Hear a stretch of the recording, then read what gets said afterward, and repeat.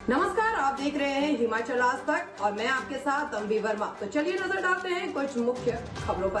गंगूबाई के सेट पर भड़क गए थे एसएलवी। छाया कदम ने भंसाली के गुस्से को जायज बताया। बोली पहली बार उनका गुस्सा देख डर गई थी। एक्ट्रेस छाया कदम इस साल किरण राव की लापता लेडीज और कुणाल खेमू की मंडगांव एक्सप्रेस में अपनी बेहतरीन एक्टिंग को लेकर चर्चा में है। उनकी film all we imagine as light ने हाल ही में 77वें कांस फिल्म फेस्टिवल में ग्रैंड प्रिक्स जीत हासिल कर इतिहास रच दिया है। हाल ही में एक इंटरव्यू में उन्होंने संजय लीला भंसाली के साथ काम करने का एक्सपीरियंस शेयर किया है। दरअसल उन्होंने भंसाली की फिल्म गंगूबाई में भी काम किया था। जूम के साथ बातचीत में छाया ने कहा कि भंसाली अपनी फिल्म में हर छोटी बड़ी बातों का ध्यान रखते हैं। छाया ने हंसते हुए कहा कि उन्होंने सेट पर उनके नेचर के बारे में बहुत कुछ सुना था और कुछ हद तक उसे देख भी लिया था, लेकिन बाद में छाया को ये एहसास हुआ कि उन्हें खुद को इस तरह से एक्सप्रेस करने का हक है।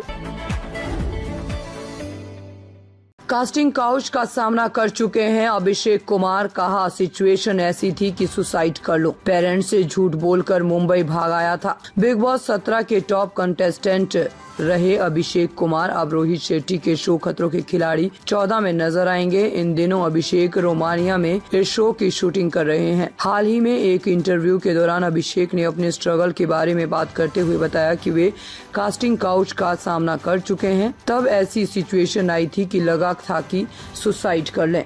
एक्टर अभिषेक कुमार ने कॉमेडियन भारती सिंह के पॉडकास्ट में इस बात का खुलासा किया कि करियर के शुरुआती दिनों में किस तरह से मुश्किलों का सामना करना पड़ा। एक्टर ने कहा, मैं मैकेनिकल इंजीनियर की पढ़ाई करने के बाद दिल्ली 6 महीने की ट्रेनिंग के लिए जाने वाला था, लेकिन झूठ बोलकर मुंबई चला आया। अभिषेक कुमार की फैमिली उनकी एक्टिंग प्रोफेशन के खिलाफ थी। अभिषेक ने कहा 2017 में घर से भागकर आया।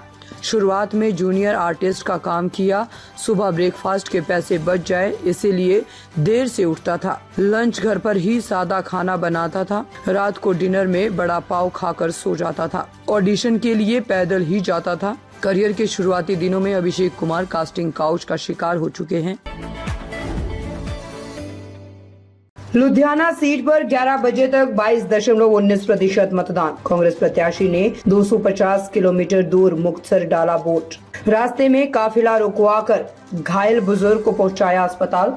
पंजाब के लुधियाना लोकसभा में पोलिंग बूथों पर वोटिंग चल रही है। सुबह 11 बजे तक 22.19% मतदान हो चुका है। सबसे ज्यादा दाखा विधानसभा में 24.20% मतदान हुआ है, जबकि सबसे कम लुधियाना दक्षिण विधानसभा में 18.24% वोटिंग हुई है। वोटिंग सुबह 7 बजे से शुरू हो गई थी, जो शाम 6 बजे तक चलेगी। इस सीट पर कुल 17,58,614 मतदाता हैं। इनमें 9,37,094 पुरुष और 8,21,386 महिला वोटर हैं। इस सीट पर मुख्य मुकाबला आम आदमी पार्टी के अशोक पराशर पप्पी और कांग्रेस के अमरिंदर सिंह राजा वड़िंग और भाजपा के रवनीत सिंह बिट्टू में है। इस सीट में कुल 2,921 पोलिंग बूथ है। इसमें 380 संवेदनशील और अति संवेदनशील पोलिंग बूथ है। 7,000 सुरक्षा कर्मी पूरे लुधियाना में तैनात रहेंगे।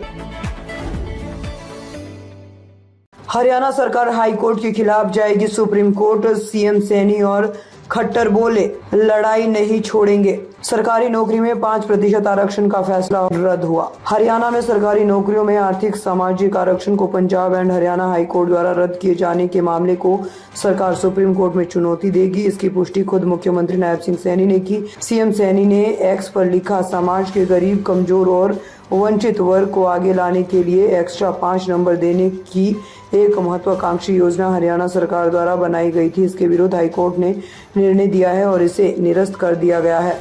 हरियाणा सरकार के नाते हम संवैधानिक और कानूनी प्रक्रियाओं के तहत इस लड़ाई को जारी रखेंगे और माननीय सुप्रीम कोर्ट में अपील करेंगे। गरीब, कमजोर और वंचितों को न्याय दिलाने की ये लड़ाई हरियाणा सरकार अंतिम विकल्प तक लड़ती रहेगी।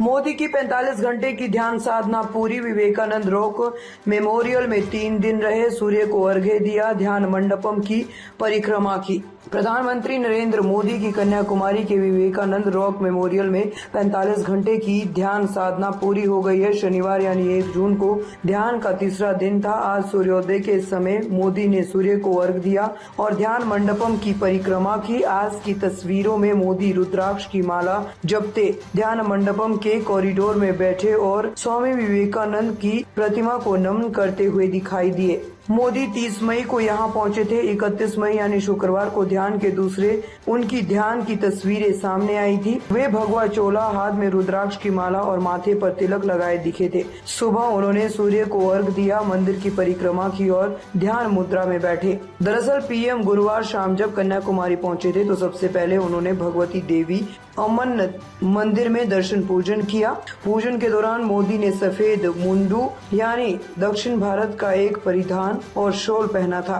पुजारियों ने उनसे विशेष आरती करवाई, प्रसाद, शॉल और देवी की तस्वीर दी।